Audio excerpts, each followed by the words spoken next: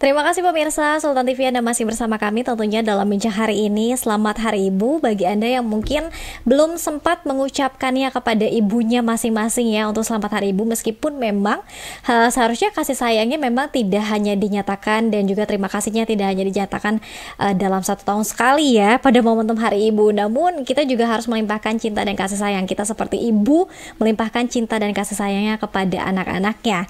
Di studio Sultan TV kita juga masih ditemani Kang Denny Legawa selaku pasangan muda inspiratif nasional Kemenpora RI. Kita jadi penasaran ya, nanti kita pengen sekali nih pokoknya kenalan sama istrinya juga ya, biar pasangan yang bener nih gitu kan. Nanti pemirsa kan kepo ya, yang pasangannya yang seperti apa gitu kan ya. Oke, kita masih bahas soal ibu dan kunci ketahanan keluarga.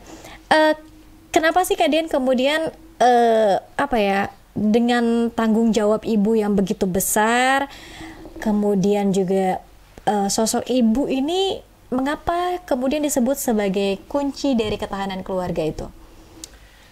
Ya sebenarnya kalau dibilang kunci ya, kalau itu nggak ada pintunya ya bentuknya, ada gejrekannya, apa ya gejrekan itu ya?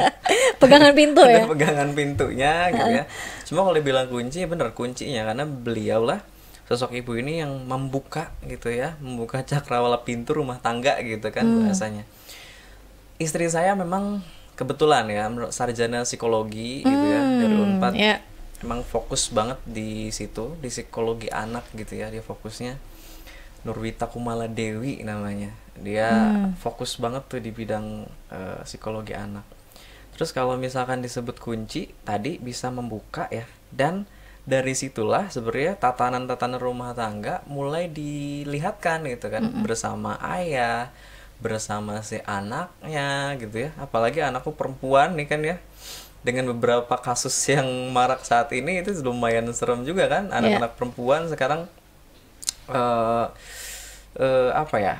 banyak yang dibilangnya kalau bahasa ininya membutuhkan kasih sayang gitu kan dari seorang ayah. Tapi aku kira betul juga sih setelah konsultasi sama istriku, katanya ketika seorang ayah tidak malu gitu ya, dia mengungkapkan rasa sayangnya terhadap anak, itu sangat berpengaruh loh terhadap masa depan dia, karena dia merasa sangat disayangi, merasa sangat dikasihi, sehingga si anak tidak, ketika bertemu seorang lelaki manapun gitu ya yang berusaha mencoba gombal-gombal padahal masih muda belia gitu ya, tidak kelepek-kelepek gitu ya, karena dia merasa aku kan punya ayah, sosok ayah di rumah yang sudah menyayangi cinta pertamanya, cinta pertama, first love gitu kan ya. Nah, apa kemudian yang bisa dibangun ketika mungkin kalau ayahnya kan memang secara normatif ini kan lebih banyak di luar, ayah sebagai bekerja, kemudian ibu yang mungkin lebih banyak di rumah untuk mengasuh anak-anaknya. Bagaimana pola yang bisa dibangun antara pasangan ayah dan ibu ini? Ya, secara normatif memang masih banyak yang image-nya ayah memang bekerja gitu ya, terus ibu juga wajib harus di rumah gitu kan.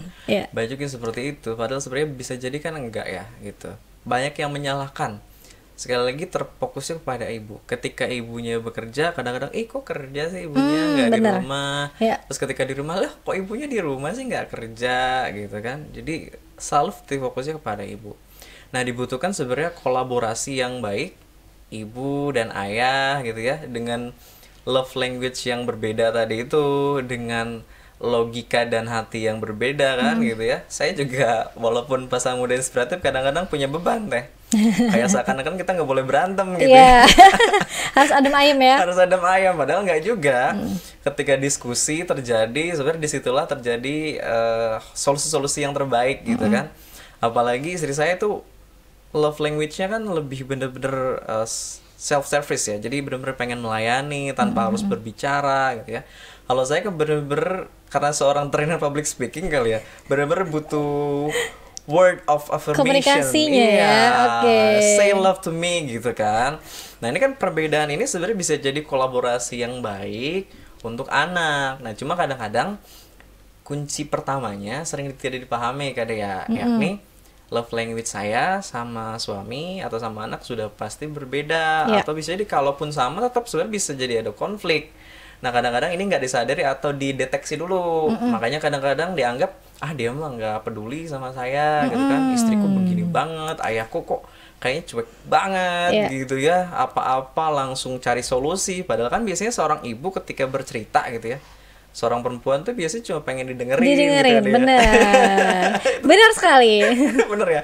Itu dari istriku begitu. Kalau Kak Dia sendiri gimana? Betul, sama. Yang penting didengerin aja dulu ya. Gitu ya. Kalau laki-laki kan apapun masalahnya ya udah solusinya begini, kamu gak usah mikirin lagi yang tadi gitu. Nah itu yang kadang-kadang membuat percikan-percikan api yang akhirnya nggak diobrolin menjadi bola salju yang terus menerus gitu di keluarga. Intinya komunikasi ya, keterbukaan antara suami dan istri juga ini sangat diperlukan, sehingga kalau misalnya komunikasinya tadi tidak baik, ini akan terpengaruh sekali pada pola asuh anak. Sangat berpengaruh terhadap anak, karena sekali lagi nih, kalau untuk anak, untuk ibu-ibu atau ayah di rumah jangan segan-segan ketika anaknya pengen mengeksplorasi sesuatu, pengen megang tanah, megang daun gitu ya. Karena unik loh Kak, di lembagaku ini ada satu anak yang datang, terus aku sengaja pengen dia melihat alam gitu. Aku ajarin dia untuk melihat, lihat deh, itu ada yang namanya ulet ya kan. Itu dia bisa jadi nanti suatu saat jadi kupu-kupu gitu kan. Loh, apa itu ulet? Banyak yang nggak tahu loh Kak, aneh banget kan.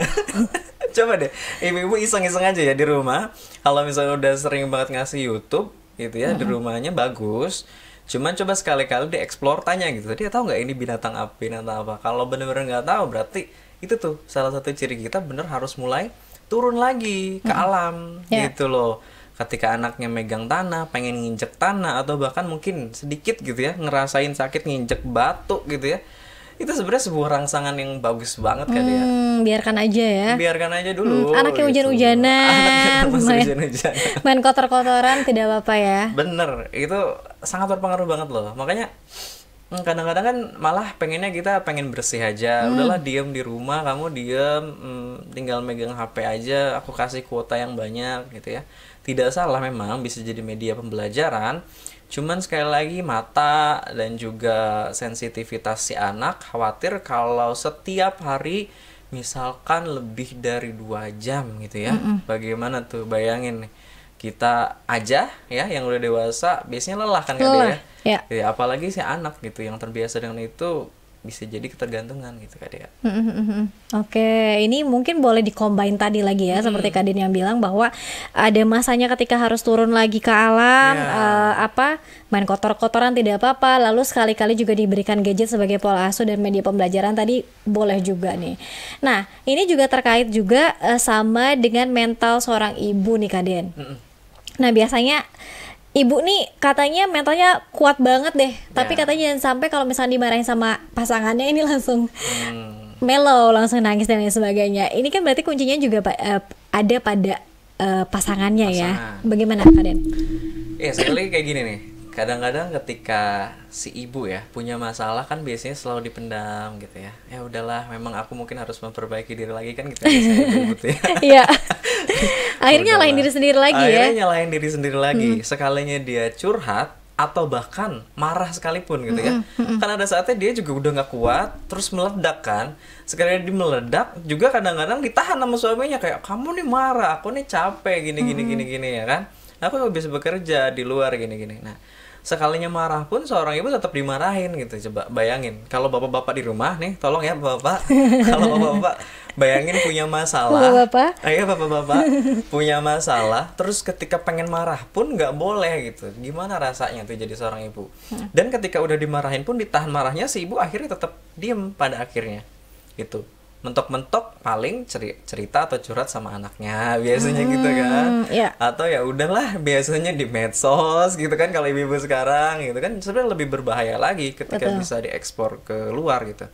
Jadi menurutku seorang ayah, jadilah tempat untuk seorang ibu atau istrimu gitu ya, untuk bisa tempat bercerita, untuk bisa berbagi pengalaman. Kalau aku bahasa di Alala itu menyebutnya pasangan itu adalah bagaimana menghidupi hati itu, menjaga hati agar tetap hidup Wah, menjaga hati agar tetap hidup. hidup, Oke. kayak gitu. Karena banyak yang sudah menikah pun justru hatinya tidak hidup di sana, Tidak Kak Den. hidup, malah merasa terkekang gitu ya, kayak aduh ya. kok menikah gini banget gitu Ya. Banyak yang kayak gitu. Tidak apa-apa bapak-bapak, kalau awal-awal pernikahan mungkin saya juga mengalami ya sama gitu. Tapi ketika benar-benar proses ngobrol sama suami, kita melawan malunya suami, Gengsinya suami, betul. Ya kan? Nah, bapak nggak usah merasa gagah-gagah paling inilah. Kita juga sama, setara ketika ngobrol gitu kan. Ya silakan gitu. Setiap malam kalau saya nih, mungkin tips buat bapak-bapak nih. Ini walaupun hari ibu, tapi saya ngasih tahu ke bapak-bapak ya, Gak karena apa-apa. bapak yang harus apresiasi. Betul. Gitu kan. Untuk para ayah nih, setiap malam coba ditanya suaminya, gimana hari ini, apakah ada hal yang baik, apakah ada yang buruk. Kalau ada silakan diceritakan. Apa yang disyukuri, apa hikmah yang bisa diambil dari hari ini. Sepertinya kalau setiap hari itu rutin dilakukan gitu ya, wah, terbayang kan keluarga seperti apa yang dibangun besoknya gitu. Karena udah saling mengerti, dan itu ritual.